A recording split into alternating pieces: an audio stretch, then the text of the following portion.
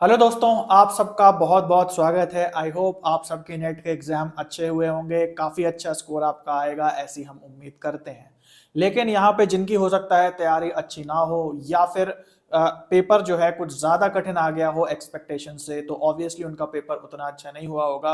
और ऐसे में बहुत ज़रूरी है कि अब की बार बिना समय गवाए हम लोग अपनी तैयारी को स्टार्ट कर दें।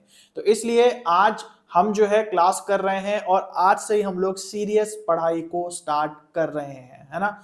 तो यहाँ पे कोई भी इस चैनल पे आपको ऐसा कोई व्यूज वाला या फालतू वीडियो नहीं दिखाई देगा कि भाई अब क्या करें, कट ऑफ कब आएगी, रिजल्ट कब आएगा। ये सब वीडियोस बनते रहेंगे, बनाते रहेंगे, लेकिन हम लोग यहाँ आ रहे हैं स्ट्रेट टू द स्टडीज, है ना। तो अब की बार, अगली बार कोई मिस्टेक ना हो, हम घबराए ना एग्जाम में जाकर के। उसके लिए एक ही चीज है और वो ये है कि भाई जितना जल्दी हो सके अब अगली बार की तैयारी, अगली बार की प्रैक्टिस शुरू कर दो। तो अगर आप मेरे चैनल पे नए हैं तो मैं आपको बता दूं कि ऑलरेडी मैंने सारी प्लेलिस्ट बनाई हुई है। मोस्ट इंपॉर्टेंट टॉपिक्स क्या है, रिसर्च एप्टीट्यूड, टीचिंग एप्टीट्यूड और जितने भी सेक्शंस होते हैं आईसीटी वगैरह की, जिसे कि आप चेकआउट कर सकते हैं और वो लेटेस्ट सिलेबस पे बेस्ड है। इस बार जो पेपर हुए हैं जैसे ही वो रिलीज होंगे उन प्लेलिस्ट को भी अपडेट कर दिया जाएगा और जो नए कंसेप्ट आए हैं वो उसमें ऐड कर दिए जाएंगे। तो इस चैनल पे हम लोग केवल पढ़ाई की बातें करते हैं और टू द पॉइंट स्टडी की बातें करते हैं। और सेम वही चीज हमारी ऐप की साथ साथ भी है। तो काफी बच्चे मैसेज कर रहे हैं, पूछ रहे हैं कि भाई जो है कोर्सेज कब आएंगे कब आएंगे। तो भाई यहाँ पे मैं आपको बता दूं कि कोर्सेज जो है वो लॉन्च हो चुके हैं हमारी वेबसाइट पे अगले बार के पेपर 1 के लिए। ये कोर्सेज टू द पॉइंट और बहुत ही सिस्टमैटिकली स्ट्रक्चर्ड हैं, यानी कि कुछ भी एक्स्ट्रा आपको नहीं पढ़ना और पीडीएफ का कूड़ा आपको नहीं दिया जाता है। यहाँ पे जो कंसेप्ट जरूरी है वही आपको दिया जाता है। तो जैसा कि आप यहाँ पे 2 कोर्सेज देख सकते हैं। एक कोर्सेज जो डेडिकेटेड होगा थियरी वाले चैप्टर्स को, जैसे कि research aptitude, communication, people environment वगैरह। वहीं जो दूसरा ऊपर यहाँ पे जो कोर्स दिया है, यहाँ पे सारी लॉजिकल चीजों की बात की जाएगी। तो जिसमें भी आप कमजोर हैं आप उस कोर्स को ज्वाइन कर सकते हैं और ज्वाइन करने से पहले ढेर सारा फ्री मटेरियल, फ्री लेक्चर्स भी आपको मिलेंगे, उन्हें भी आप चेकआउट कर सकते हैं। तो अगर अभी तक ऐप नहीं डाउनलोड की है, Kumar education net seated app को जरूर से डाउनलोड कर लें, ठीक है। ओके, वापस आते हैं अपने पढ़ाई पे। आज हम लोग का पहला दिन है रिसर्च एप्टीट्यूड के लेक्चर्स का, क्योंकि रिसर्च एप्टीट्यूड में आप लोग को पढ़ा नहीं पाया। बहुत ही जल्दी में मुझे नया चैनल स्टार्ट करना पड़ा और जो बच्चे पहले से जुड़े हैं उनको पता होगा कि क्या चीजें चल रही थी जिसकी वजह से मैं जो है मुझे अपना पर्सनल चैनल खोलना पड़ा। तो चैनल बहुत न्यू है, सपोर्ट की आप सबकी जरूरत है। और आज से हम लोग यहाँ रिसर्च एप्टीट्यूड को पढ़ने जा रहे हैं। रिसर्च एप्टीट्यूड में आज का जो हमारा पहला चैप्टर है वो डेफिनेशंस एंड कैरेक्टरिस्टिक्स के लिए है। और जिनको लग रहा है कि अरे ये तो बेसिक चीज है, इससे क्वेश्चंस नहीं आते, तो भाई मैं आपको बता दूं कि रिसर्च में लेटेस्ट अभी प्रीवियस ईयर पेपर्स भी जो हैं उसमें भी काफी सारे क्वेश्चन नॉर्मल डेफिनेशन और कैरेक्टरिस्टिक्स से आए हैं। तो इसको हम थोड़ा अच्छे से देख लेते हैं और जो जो क्वेश्चंस आए हैं उनको भी हम थोड़ा आज के लेक्चर में स्टडी कर लेते हैं, है ना। तो भाई यहाँ पे जो रिसर्च एप्टीट्यूड का कोर्स है वो भी अवेलेबल रहेगा, लिंक डिस्क्रिप्शन में दिया है, प्लस ऐप जो मैंने आपको बताई उस पर भी चेकआउट कर सकते हो। और पढ़ने का हमारा क्या तरीका है कि भाई यहाँ पे टू द पॉइंट लेक्चर्स होते हैं, बहुत बड़े बड़े लाइव लेक्चर्स नहीं होते जिसमें टाइम खराब होता है। 1 घंटे की चीज 15 मिनट में हो जाती है। नोट्स आपको रीडेबल नीचे दिख जाते हैं, हिंदी इंग्लिश वो दोनों में होते हैं। और सबसे बड़ी बात कि हर लेक्चर के नीचे टॉपिक वाइज आपको प्रीवियस ईयर क्वेश्चंस भी लगाने को मिल जाते हैं। तो सारे लिंक डिस्क्रिप्शन में दिए हुए हैं और व्हाट्सएप का भी लिंक है, इस पर भी आप चैट करके अधिक जानकारी ले सकते हैं, इसका भी लिंक डिस्क्रिप्शन में दिया हुआ है। तो चलो भाई आज आगे बढ़ते हैं और सबसे पहले हम लोग बात करते हैं कि रिसर्च क्या होता है। तो हल्का फुल्का देख लेते हैं। आप सबको ऑलरेडी पता होगा रिसर्च क्या होता है। रिसर्च को हिंदी में कहते हैं शोध। तो रिसर्च का मतलब है नई जानकारियों को खोजना, न्यू नॉलेज को खोजना। तो जैसे यहाँ लिखा है कि रिसर्च को हम कह सकते हैं as a creation of new knowledge and the use of existing knowledge in a new और क्रिएटिव वे। तो भाई 2 चीजें इसके अंदर आ गई। सबसे पहले रिसर्च का मतलब है नई जानकारी को निकालना और जो जानकारी पहले से एग्जिस्ट करती है, पहले से हमारे पास है, उसको क्रिएटिव वे में यूज करना। कभी कभी कुछ चीजें हमें ऑलरेडी पता है लेकिन हम उनका प्रयोग जो है नए तरीके से नहीं कर पा रहे, तो किसी पहले से मौजूद जानकारी को भी और बेहतर तरीके से सोचना या फिर और बेहतर तरीकों से उसका प्रयोग करना भी रिसर्च के अंदर आता है। बहुत सिंपल सी बात है। हालांकि पुरानी डेफिनेशन आप ये भी कह सकते हो, रिसर्च दो शब्दों से बना है, री और सर्च। री मतलब फिर से, सर्च मतलब नई जानकारी खोजना, है ना, वो भी सही है, बट थोड़ा सा ही हमें यहाँ जानना है, कोई इससे बहुत डेप्थ में क्वेश्चंस नहीं आते हैं। तो बात आती है कि आखिर क्वेश्चंस कहाँ से आते हैं। तो ये आपके सामने जो चैप्टर है या जो चीजें लिखी हुई हैं, इनसे आपके बहुत ज्यादा क्वेश्चंस जो है वो बन करके आते हैं। तो यहाँ पे अब हम बात करने वाले हैं रिसर्च के कैरेक्टरिस्टिक्स, यानी कि रिसर्च के क्या लक्षण होते हैं, किस एक्टिविटी को हम रिसर्च बोलेंगे, है ना। नई जानकारी जो हम लाते हैं रिसर्च की, जैसे हमने डेफिनेशन देखी, जो नई जानकारी आ रही है वो उसमें कौन कौन से नियम लग रहे हैं, कौन कौन सी उसमें तथ्य या बातें हैं जो जुड़ी हो, तभी हम उसको बोलेंगे कि ये नई जानकारी रिसर्च से निकल करके आई है। तो ये लक्षण है, इनको हम एक एक करके देख लेते हैं। सबसे पहले लिखा है the research should be systematic, यानी एक सिस्टम होना चाहिए, कुछ नियम, रूल्स एंड रेगुलेशंस को फॉलो किया हुआ होना चाहिए। ऐसा नहीं है कि कुछ भी मन में जो आया और हमें लगा रही तो नई जानकारी है और वो रिसर्च हो गई, नहीं। रिसर्च के अपने फॉर्मल स्ट्रक्चर होते हैं, अपने फॉर्मल सिस्टम होते हैं, और उनके थ्रू ही हमें जो जानकारी मिलती है उसे हम रिसर्च के द्वारा मिली हुई जानकारी मानते हैं। अगला पॉइंट बहुत इंपॉर्टेंट है, इसको ध्यान से समझ लेना। यहां पे लिखा है रिसर्च शुड बी ऑब्जेक्टिव। तो ऑब्जेक्टिव का उल्टा होता है सब्जेक्टिव।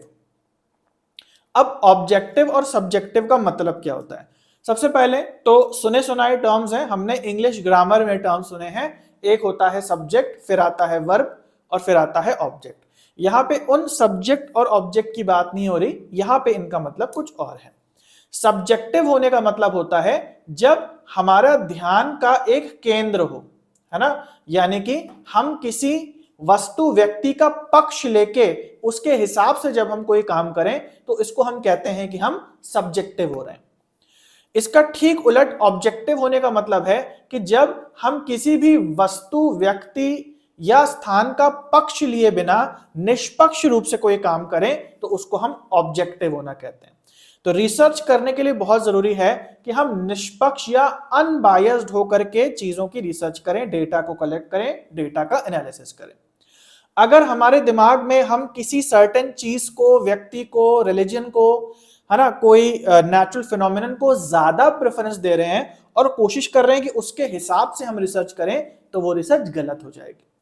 तो सरल शब्दों में हम ये भी कह सकते हैं कि रिसर्च जो है वो निष्पक्ष होनी चाहिए, या ऑब्जेक्टिव होनी चाहिए, या अनबायस्ड होनी चाहिए। इन सभी का मतलब क्या है?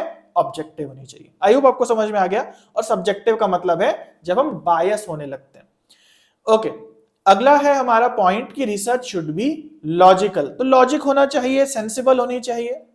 उसके बाद है research should be reductive. Reductive का मतलब है रिडक्शन करना, कमी करते जाना, है ना। जैसे मान लीजिए कि मैं आपको कोई बात समझाऊं और उस बात को समझाने के लिए आपको 1000 नियम दे दूं, और उन 1000 नियमों में 500 नियम लगभग एक जैसे ही हो, तो क्या आप ये जो 1000 मैंने आपको नियम दिए, क्या आप इसको साइंटिफिक एंड लॉजिकल मानोगे? नहीं मानोगे, क्योंकि फालतू बातें अगर किसी भी कंसेप्ट के अंदर है तो हम बोलेंगे कि यार मतलब ये इतना ज्यादा क्यों कर दिया है इसको। तो रिसर्च जो होती है वो चीजों को रिड्यूस करने की, यानी कि कम से कम करने की कोशिश करती है। मतलब एक सूत्र में कैसे हम एक कंसेप्ट को, एक बात को समझा सकते हैं, ये रिसर्च का प्रयोजन होता है ना। इसलिए आप देखते हो कम्युनिकेशन में भी हम लोग कम्युनिकेशन मॉडल्स पढ़ते हैं। तो मॉडल्स भी ऐसे डिजाइन होते हैं कि कम से कम चीजों में जो रिसर्चर है वो अपनी बात को समझा पाए कि आखिर कम्युनिकेशन क्या होता है। तो रिडक्टिव होती है, कम से कम में आप कैसे चीजों को डिलीवर करते हो, ये रिसर्च का एम होता है। जैसे हमारे कोर्सेज भी हैं, तो इसमें भी हम ऐसा नहीं करते कि ये लो पीडीएफ, ये लो पीडीएफ, 1000 पीडीएफ, 2000 पन्नों का पीडीएफ। ये क्या हो गया? इसमें रिडक्शनिज्म नहीं फॉलो हो रहा है, इसमें वही जानकारी बार बार और अननेसेसरी जानकारी है, तो ये एक साइंटिफिक और सिस्टमैटिक चीज नहीं कहलाएगी, है ना। तो रिसर्च जो है वो हमेशा रिडक्टिव होनी चाहिए, यानी कि उसमें उतनी ही चीजें होनी चाहिए जितनी जरूरी है। एक सूत्र होना चाहिए जिसको पढ़ के और समझ के हम कई चीजें बना पाए, लेकिन खुद में वो बहुत छोटा होना चाहिए। अगला बहुत इंपॉर्टेंट पॉइंट है, research should be replicable. Replicable का मतलब होता है कि रिसर्च से जो कंक्लूजन निकलता है उसे दूसरे स्टडीज पे, दूसरे इन्वायरमेंट में या दूसरी सिचुएशंस में भी अप्लाई किए जाने लायक होना चाहिए। यानी कि एक रिसर्च एक आइडियल रिसर्च तब कहलाएगी जब उसकी रेप्लिकेबिलिटी पॉसिबल हो। जैसे मान लीजिए कोई रिसर्च हुई है ना, मान लीजिए कोई रिसर्च हुई है जिसमें किसी मेडिसिन को बनाया गया है, एक मेडिसिन का फॉर्मूला हमें मिला है। अब यही मेडिसिन मान लीजिए हम किसी दूसरे एरिया, दूसरे कंट्री या दूसरे रीजन के लोगों के लिए बनाएं, और अगर ये मेडिसिन दूसरे रीजन के लोगों पे काम ना करे तो हम बोलेंगे कि भाई इस रिसर्च से जो फॉर्मूला मेडिसिन का निकल के आया ये रेप्लिकेबल नहीं है। मतलब कि किसी सर्टेन सिचुएशन में तो मेडिसिन काम करती है, लेकिन किसी दूसरे सिचुएशन में जाते ही ये मेडिसिन काम नहीं करती है ना। तो अब ये भी कह सकते हैं कि रिसर्च जो है वो थोड़ी यूनिवर्सल टाइप की होनी चाहिए, यानी कि जो सिद्धांत, जो आउटकम उस रिसर्च से निकल के आया है वो ज्यादा से ज्यादा जगह अप्लाई होने लायक होना चाहिए। तो रेप्लिकेबिलिटी, एक रिसर्च को हम किसी दूसरी सिचुएशन में कैसे फिर से दोहरा सकते हैं, है ना। तो दोहराया जाना भी आप इसको कह सकते हो, दोहराया जाना। कोई रिसर्च को अगर आप दूसरी सिचुएशन में नहीं दोहरा सकते, यानी कि दूसरी सिचुएशन में उस रिसर्च को कंडक्ट कराने पे वो उसी प्रकार के आउटकम नहीं निकल के आ रहे, अलग ही निकल के आ रहे, तो हम बोलेंगे कि वो सही आउटकम नहीं निकल पाया। तो रेप्लिकेबिलिटी यानी कि दोहराया जाना पॉसिबल होना चाहिए किसी रिसर्च को। और फाइनल पॉइंट है जनरलाइज्ड आउटकम। जनरलाइज्ड का मतलब होता है एक ऐसा आउटकम जो यूनिवर्सल नेचर का हो। मतलब कि इस रिसर्च से यदि ये आउटकम निकला तो वो जो आउटकम निकल रहा है, वो जो नतीजा निकल रहा है, वो सब पे, हर जगह पे बराबरी से अप्लाई होने वाला होना चाहिए। तो जनरलाइजेशन जो है, हम ये जो टर्म एक और जगह पढ़ते हैं, अगर आप थोड़ा सा दिमाग पे जोर डालो तो जो डिडक्टिव रीजनिंग होती है वो जनरलाइज्ड इन नेचर होती है। रिसर्च भी जो हम करते हैं तो हम कोशिश करते हैं एक सूत्र, एक ऐसा फॉर्मूला निकल करके आए जो हर जगह बराबरी से लागू होता हो, है ना। तो जनरलाइज मतलब जैसे मैंने आपको बताया, जैसे मेडिसिन है तो वो हर जगह रेप्लिकेबल होगी, या ये रिसर्च हर जगह रेप्लिकेबल होगी, या इस मेडिसिन को हम देश दुनिया कहीं किसी भी सिचुएशन में अप्लाई करके बीमारी को ठीक कर पाएंगे। तो हम कह सकते हैं कि हाँ भाई ये जो मेडिसिन है ये जनरलाइज्ड आउटकम दे रही है। जैसे कोरोना की वैक्सीन आप सबको पता है बनने में बहुत टाइम लगा। क्यों कोरोना की वैक्सीन को बनने में टाइम लगा? क्योंकि ये चेक किया जाना था कि ये वैक्सीन कुछ ही लोगों पे काम कर रही है या सब पे काम कर रही है, या इसका कोई साइड इफेक्ट तो नहीं आ रहा है। जब तक ये मेक श्योर नहीं हुआ तब तक ये नहीं माना गया कि इसका कोई जनरलाइज्ड आउटकम आ रहा है। एक बार कोरोना की वैक्सीन बन गई तो वो जो कोरोना की वैक्सीन का फॉर्मूला है, अब वो क्या है? वो एक जनरलाइज्ड फॉर्मूला है। मतलब आप किसी को कभी भी किसी सिचुएशन में अगर वो वैक्सीन देंगे तो वो कोरोना पे काम करेगा, यानी कि हर तरीके से वर्किंग जो चीज होती है उसको हम कहते हैं जनरलाइज्ड आउटकम। आई होप आपको ये बातें समझ में आ गई। और ये जो बातें हैं ये केवल एक थियरी मात्र नहीं है, यह केवल जो है हर सेक्शन के शुरुआत में जो बच्चों वाली बेसिक्स की बातें होती हैं वो नहीं है, इनसे लिटरली क्वेश्चंस जो है वो बनते हैं। तो मैं जो भी आपको पढ़ाता हूं वो बिना किसी प्रूफ के नहीं पढ़ाता हूं कि बस टाइम पास करना है, 1 घंटे की क्लास बनानी है तो उसको पढ़ा दिया, है ना। वैसे भी हमारी क्लास 1 घंटे की नहीं होती है, 1 घंटे की चीज हम लोग 15 मिनट में कर लेते हैं। तो आइए कुछ क्वेश्चंस जो है इससे जुड़े हुए हम लोग देख लेते हैं, जो हमारे लेटेस्ट प्रीवियस ईयर क्वेश्चंस हैं, है ना। जैसे अब यहाँ पे पहला क्वेश्चन देखो, यहाँ पे है साइंटिफिक रिसर्च इज। तो एक जो साइंटिफिक रिसर्च है उसमें कौन कौन से गुण होने चाहिए, कौन कौन सी क्वालिटीज जो है वो होनी चाहिए। तो सबसे पहला कहता है वो डेटा ड्रिवन होनी चाहिए, मतलब उसमें डेटा होना चाहिए, बिना डेटा के रिसर्च नहीं हो सकती। दूसरा, उसमें रेप्लिकेबिलिटी होनी चाहिए, मतलब कि जो रिसर्च का डिजाइन है वो ऐसा होना चाहिए कि हम दूसरे एनवायरनमेंट में भी उसको ट्राई कर पाए, टेस्ट कर पाए। उसके बाद है वेरीफाइबल, रिसर्च ऐसी होनी चाहिए जिसको हम वेरीफाई कर पाए, यानी कि उसमें ये सही रिसर्च हुई है या नहीं हुई है, प्रॉपर हम उसको देख पाए और समझ पाए कि ये रिसर्च सही है या नहीं है, वेरीफाई कर पाए मतलब, है ना, जांच पाए या सत्यापन कर पाए। और फाइनल है कि रिसर्च जो है वो सब्जेक्टिव होनी चाहिए, है ना। तो इसमें से कुछ पॉइंट आप देख रहे हो मैंने आपको नहीं बताए हैं, क्योंकि ऐसे अगर कैरेक्टरिस्टिक्स की रिसर्च में बात करो तो वो बहुत सारे हो जाएंगे, और वो टर्म्स ऐसे हैं कि अंडरस्टूड है ना। जैसे भाई डेटा होना चाहिए, तो जाहिर सी बात है रिसर्च में डेटा होना चाहिए। अभी हम लोग आगे बढ़ेंगे तो डेटा वगैरह की बहुत बात होगी, तो आप लोग के लिए भी अंडरस्टूड हो जाएगा। उसमें वेरीफाइबिलिटी होनी चाहिए, है ना, यानी कि उसका सत्यापन कर पाए, सो ऑन। तो ये चीजें हमने नहीं पढ़ी, क्योंकि फिर ऐसे 50-60 पॉइंट हो जाएंगे रिसर्च के कैरेक्टरिस्टिक्स के। हमने जो टर्म्स पढ़े बहुत इंपॉर्टेंट है, और उससे आपके सारे क्वेश्चंस बन जाएंगे। जैसे फॉर एग्जांपल आपको अभी तक पता चल गया होगा, यहाँ पे लिखा है कि रिसर्च सब्जेक्टिव होनी चाहिए। हमने अभी अभी ऊपर देखा कि रिसर्च सब्जेक्टिव नहीं ऑब्जेक्टिव होनी चाहिए। सब्जेक्टिव का मतलब जब हम अपनी आइडेंटिटी को किसी चीज से एसोसिएट कर देते हैं और हमारे दिमाग उसी वे में चलने लगता है, मतलब हम बायस हो जाते हैं। और रिसर्च बायसनेस अगर हमारे दिमाग में आ गई एज ए रिसर्चर, तो हमारी करंट रिसर्च को वो हार्म कर सकती है ना, क्योंकि हम उस हिसाब से सोचने ही लग जाएंगे, हमें वही चीजें दिखने लगेंगी, तो हो सकता है कि डेटा की एनालिसिस करने में भी हम गलती कर दें।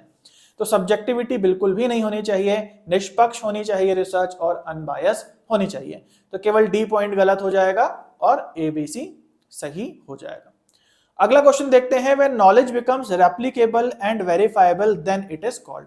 जब कोई जानकारी जो है वो रेप्लिकेबल हो जाती है, रेप्लिकेबल का मतलब अगेन वही जो हमने रेप्लिकेबिलिटी को पढ़ा, और वो वेरीफाई करने लायक हो जाती है, तो हम ऐसी जानकारी को, ऐसी नॉलेज को क्या बोलते हैं। अब आप समझ पा रहे हो, ये कैरेक्टरिस्टिक ऑफ रिसर्च जो है वो अंधाधुंध आपको नहीं पढ़ना है, मिलेगा आपको हर जगह पे, हर किताब वगैरह में होगा। लेकिन जो कुछ शब्द हैं, जनरलाइज्ड आउटकम, रेप्लिकेबिलिटी, ऑब्जेक्टिविटी होना, इन शब्दों को आपको बहुत अच्छे से पढ़ना है, क्योंकि घुमा फिरा के इन पे क्वेश्चंस बनते हैं। तो ऐसी नॉलेज को क्या बोलेंगे भाई? ऐसी नॉलेज को हम बोलेंगे साइंटिफिक नॉलेज, है ना। तो साइंटिफिक नॉलेज मतलब क्या? रिसर्च से जो आउटकम निकल के आ रहा है वो साइंटिफिक है, लॉजिकल है, सिस्टमैटिक है। ये सारी की सारी चीजें इस जो टर्मिनोलॉजी है वो एक साथ जुड़ी हुई है। अगला क्वेश्चन देखते हैं, A child firstly learns to differentiate between various things, जैसे men, women, animals, birds, and later on she unifies these differentiated concepts to form a single concept is called।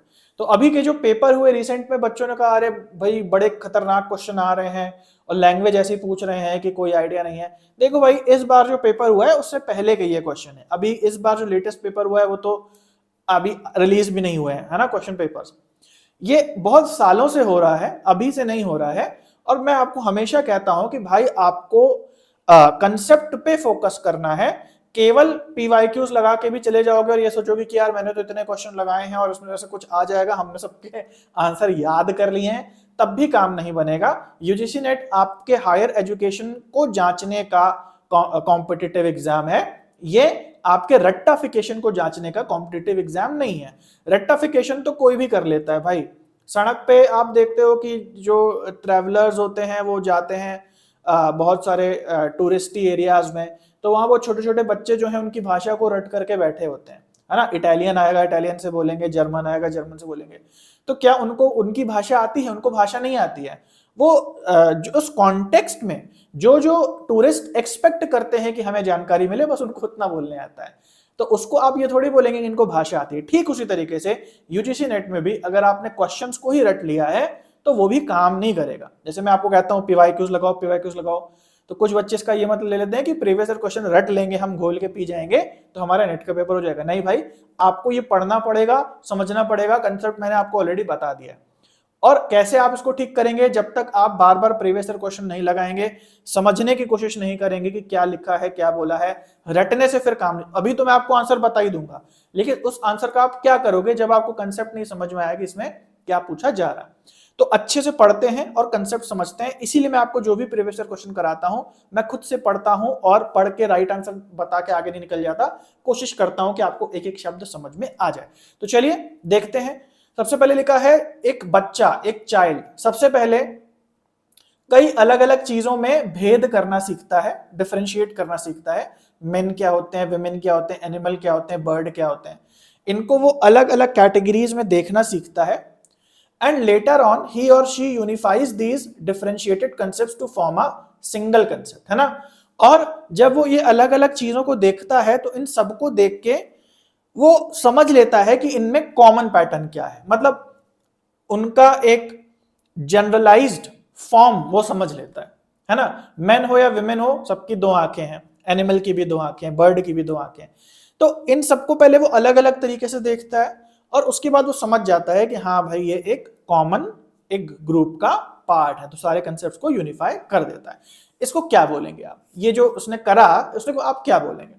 So this is called generalisation, है ना, कि general चीज क्या है। जैसे research में भी हमने बात की, लास्ट का जो पॉइंट था कि रिसर्च शुड बी जनरलाइज्ड। तो जनरलाइज्ड का मतलब होता है कि भाई ये जो इतने सारा हमको डेटा मिला, हमें डेटा में ये भी मिला, ये भी मिला, ये भी मिला, ये भी मिला, लेकिन जब हमने उसकी एनालिसिस करी तो हमने पाया कि भाई इन सभी डेटा में ये निकल करके आ रहा है ना। शुरुआत में क्या हुआ, डेटा हमने बहुत कलेक्ट करा, लेकिन एनालिसिस करके हमने उसको रिड्यूस कर दिया, है ना, रिडक्शनिज्म का सिद्धांत लगा और एक सूत्र के रूप में वो चीज हमको मिल गई।